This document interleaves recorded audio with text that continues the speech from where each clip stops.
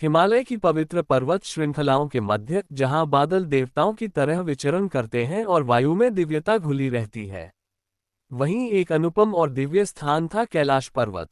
यही कैलाश भगवान शिव का निवास था। ये स्थान केवल एक पर्वत नहीं, बल्कि ब्रह्मांडीय ऊर्जा का केंद्र था, जहां सृष्टि, स्थिति और संहार की शक्तियां संतुलन में रहती थीं। भगवान शिव, जो स्वयं वैराग्य और तपस्या के प्रतीक थे, ध्यान में लीन रहते। उनके साथ उनकी अर्धांगिनी माता पार्वती थीं, जो शक्ति, ममता और स्नेह की साकार रूप थीं। पार्वती माँ का हृदय करुणा और वात्सल्य से भरा हुआ था। यद्यपि वे संपूर्ण जगत की माता थीं, फिर भी उनके मन में एक इच्छा थी। एक ऐसे पुत्र की इच्छा, जो केवल उनका हो, जो उनकी आज्ञा का पालन करे और उनकी रक्षा करे। एक दिन भगवान शिव तपस्या में लीन होकर कैलाश से दूर गए। कैलाश में शांति थी, पर माता पार्वती के मन में एक खालीपन था। उन्होंने सोचा, मैं संपूर्ण जगत की माता हूँ, पर मेरा अपना कोई पुत्र नहीं, जो मेरे समीप रहे, मेरी सेवा करे और मेरी आज्ञा माने। यही विचार उनके हृदय में दृढ़ होता गया। तब माता पार्वती ने निश्चय किया कि वे स्वयं अपने शरीर की शक्ति से एक पुत्र की रचना करेगी। उन्होंने अपने शरीर पर लगे उपटन से एक आकृति बनाई। उसमें अपनी दिव्य शक्ति फूंकी। देखते ही देखते वह आकृति जीवंत हो उठी। वह एक सुंदर बालक था, तेजस्वी, निर्दोष और दिव्य।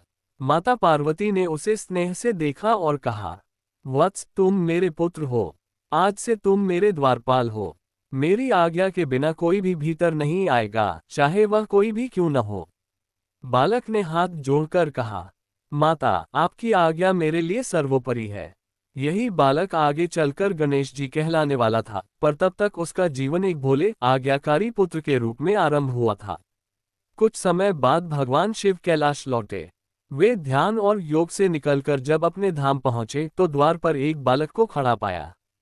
भगवान शिव बोले, बालक, हटो, मैं भीतर जाना चाहता हूँ। बालक ने विनम्र पर दृढ़ स्वर में उत्तर दिया, क्षमा करें, माता की आज्ञा के बिना कोई भीतर नहीं जा सकता। भगवान शिव को आश्चर्य हुआ।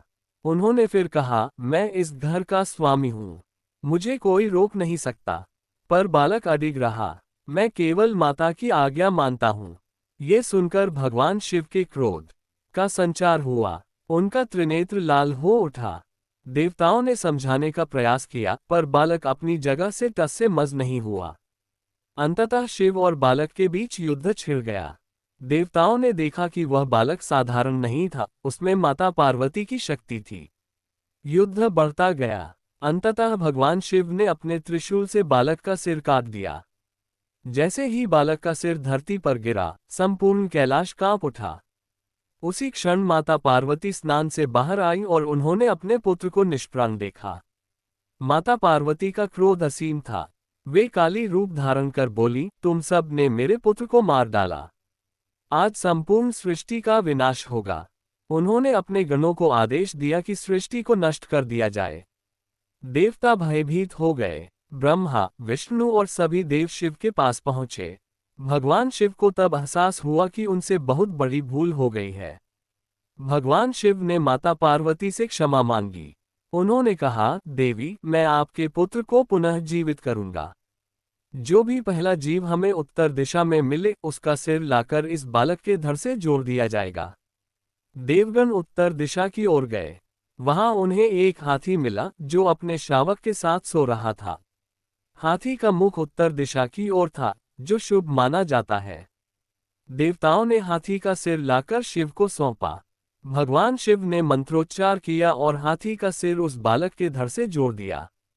अपने अमृत कलश से जीवन का संचार किया। कुछ ही क्षणों में वह बालक जीवित हो उठा, पर अब उसका सिर हाथी का था। माता पार्वती ने अपने पुत्र को देखा। प्रारंभ में वे स्तब्ध रहीं, पर फिर उन्होंने उसे अपने हृदय से लगा लिया। भगवान शिव ने घोषणा की, आज से यह बालक गणपति कहलाएगा। सभी देवताओं में प्रथम पूज्य होगा। किसी भी शुभ कार्य से पहले इसकी पूजा होगी। गणेश जी का हाथी का सिर केवल एक घटना नहीं, बल्कि गहरे आध्यात्मिक अर्थों से भरा है। हाथी बुद्धि और स्मरण शक्ति का प्रतीक है।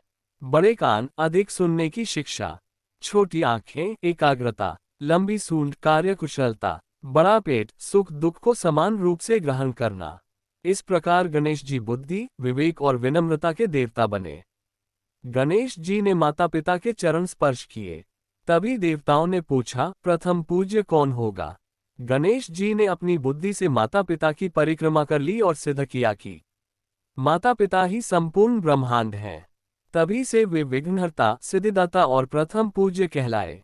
इस कथा से हमें ये सीख मिलती है कि माता पिता का सम्मान सर्वोपरि है। बुद्धि बल से अधिक शक्तिशाली होती है। क्रोध विनाश का कारण बनता है। हर घटना के पीछे ईश्वरीय योजना होती है। इस प्रकार गणेश जी का हाथी का सिर केवल एक पौराणिक घटना नहीं, बल्कि जीवन का गहरा संदेश है। वे हमें सिखाते हैं कि बुद्धि, धैर्य और विनम्रता से हर विघ्न को पार किया जा सकता है। यही कारण है कि आज भी हर शुभ कार्य से पहले हम कहते हैं, श्री गणेशाय नमः। अगर आपको यह वीडियो अच्छा लगा हो तो लाइक और सब्सक्राइब करें और अपने दोस्तों को शेयर करते हुए एक अच्छा सा कमेंट भी अवश्य करें। धन्यवाद।